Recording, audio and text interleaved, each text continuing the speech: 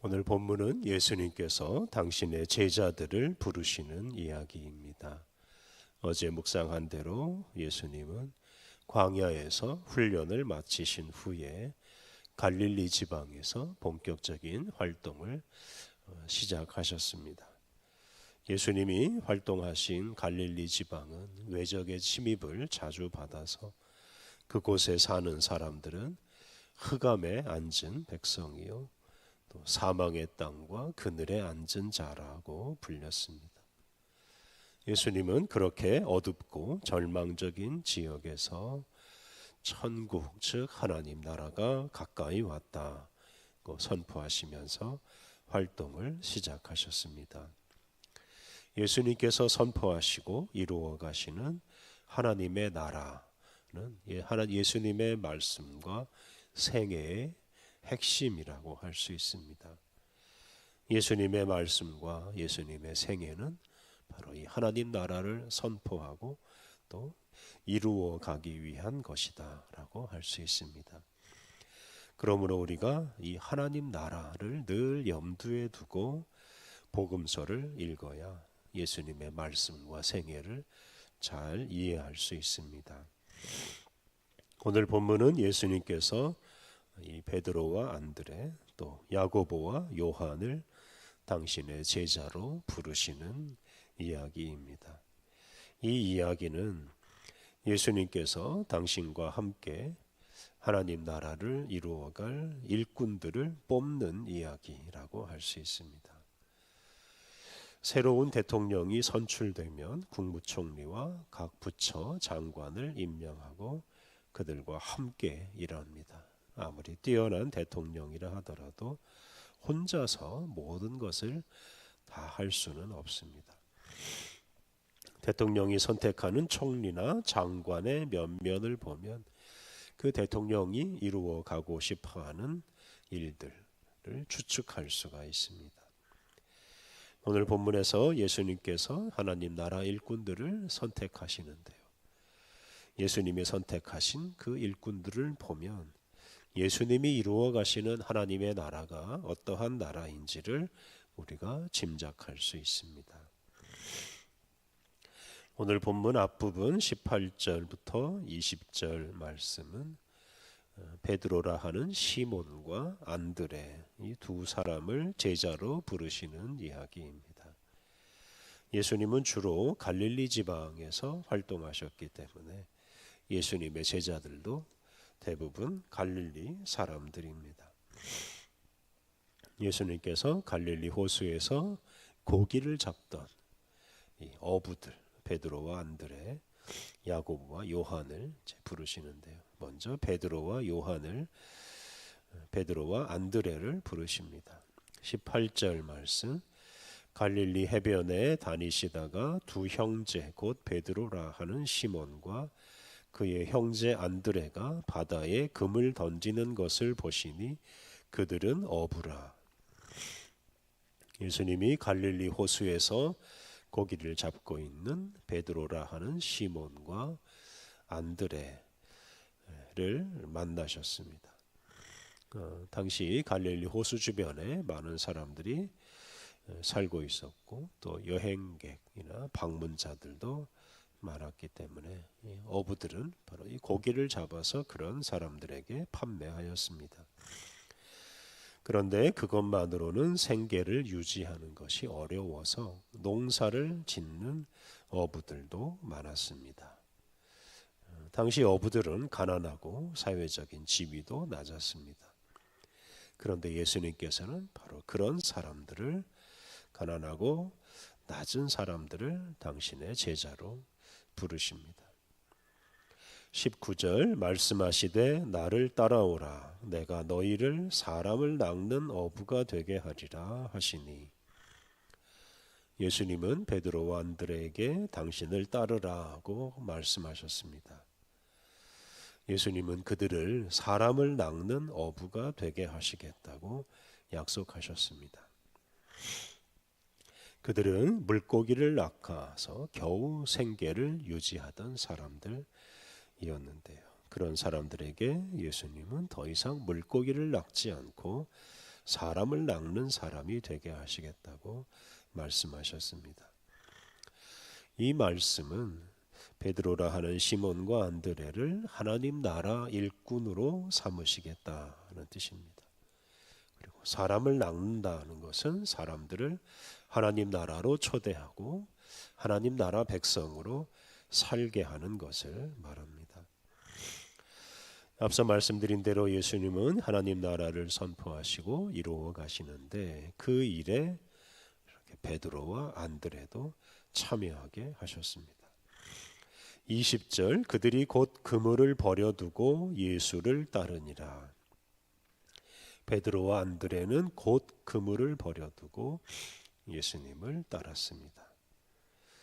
그들은 물고기 잡는 일을 당장 그만두었다고 말할 수 있겠습니다. 물고기를 잡아 생계를 유지하던 사람들이 당장 그물을 버리는 것은 결코 쉬운 일이 아닙니다. 그래서 베드로와 안드레가 그런 결단을 한 것은 참 놀라운 일입니다. 그런데 베드로와 안드레가 이러한 결심을 한 것은 예수님의 또는 예수님의 말씀의 권위 때문입니다. 그들을 하나님 나라 일꾼으로 부르시는 예수님 말씀 앞에서 그들은 순종하지 않을 수 없었습니다. 말씀하시는 예수님의 권위에 압도당해서 거부할 수가 없었다는 뜻입니다. 예수님은 당신에게 필요한 사람들을 부르시고 그들을 하나님 나라 일꾼으로 삼으십니다. 베드로와 안드레는 이러한 예수님께 이끌려서 이제 사람을 낚는 어부로 살아갑니다. 21절, 22절은 야고보와 요한을 제자로 부르시는 이야기입니다. 21절 거기서 더 가시다가 다른 두 형제 곧 세베대의 아들 야고보와 그의 형제 요한이 그의 아버지 세베대와 함께 배에서 그물 깁는 것을 보시고 부르시니. 예수님이 야고보와 요한 형제가 배에서 아버지 세베대와 함께 그물 깁는 것을 보셨습니다. 이걸 보면 야고보와 요한도 어부라는 것을 알 수 있습니다. 예수님은 이런 어부들을 또 당신의 제자로 하나님 나라 일꾼으로 부르십니다. 22절 그들이 곧 배와 아버지를 버려두고 예수를 따르니라. 야고보와 요한도 곧 배와 아버지를 버려두고 예수님을 따랐습니다. 그들도 당장 그들이 하던 일을 그만두고 예수님을 따랐습니다. 이렇게 배와 아버지 또는 직업과 가족을 당장 버린다는 것은 결코 쉽지 않은 일입니다만 앞서 말씀드린 대로 두 사람 역시 예수님의 그런 권위 있는 부르심을 거부하지 못하고 즉시 모든 것을 버리고 예수님을 따랐습니다. 예수님은 제자들에게 당신을 따라야 할 이유를 자세하게 설명하지 않으셨습니다. 그들의 미래를 보장하는 말씀도 하지 않으셨습니다. 다만 나를 따르라고만 말씀하셨을 뿐입니다. 제자들 역시 말 한마디 하지 않았습니다. 그들은 예수님이 말씀하시자마자 바로 예수님을 따랐습니다. 이는 예수님의 말씀의 권위 때문이기도 하지만 또 다른 면에서 이 세상에서 하나님 나라를 선포하고 이루는 일이 그 무엇보다 중요하고 또 긴급하게 해야 할 일이기 때문입니다. 그 일은 생계를 유지하는 것보다 또 가족보다도 훨씬 더 중요한 일입니다. 베드로와 안드레, 야고보와 요한이 바로 그러한 중요한 일을 위해서 부르심을 받았습니다. 베드로와 안드레, 야고보와 요한은 평범한 갈릴리 사람들, 어부들입니다. 어둠과 죽음의 그늘 아래에 앉아서 살던 사람들입니다.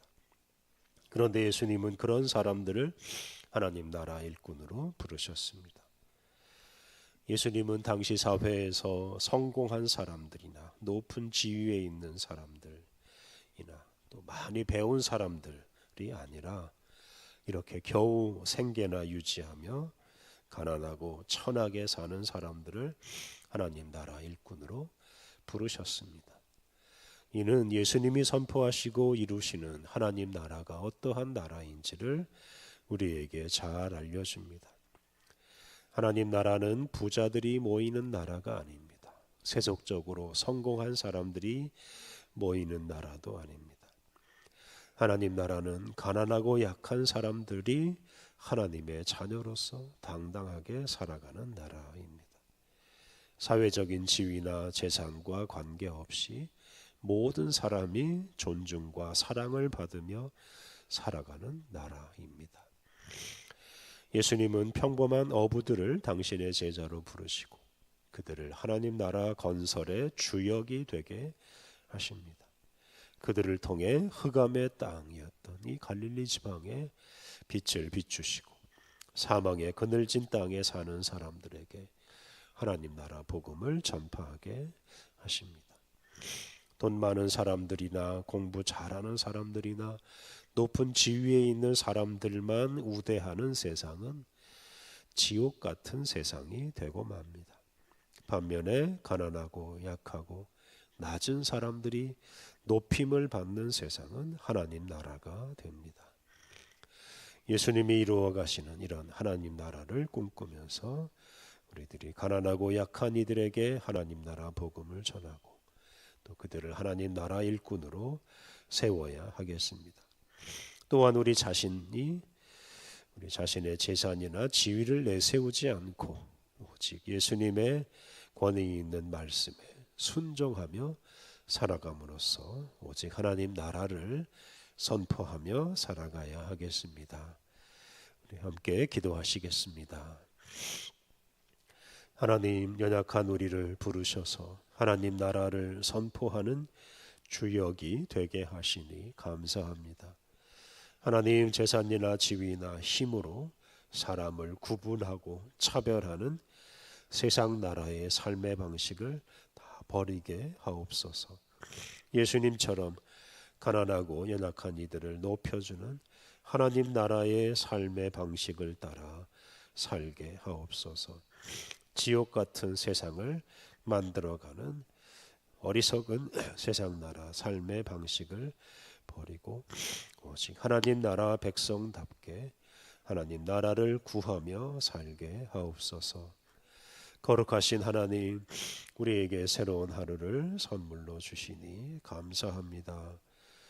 오늘도 주님이 함께 하시는 거룩하고 복된 날이오니 모든 순간마다 기뻐하고 범사에 감사하며 살게 해 주옵소서. 우리를 거룩한 길로 이끄시는 주님에게 늘 순종하게 하옵소서. 오늘 하루 모든 일정을 주님께 의탁하오며 예수님의 이름으로 기도드립니다. 아멘.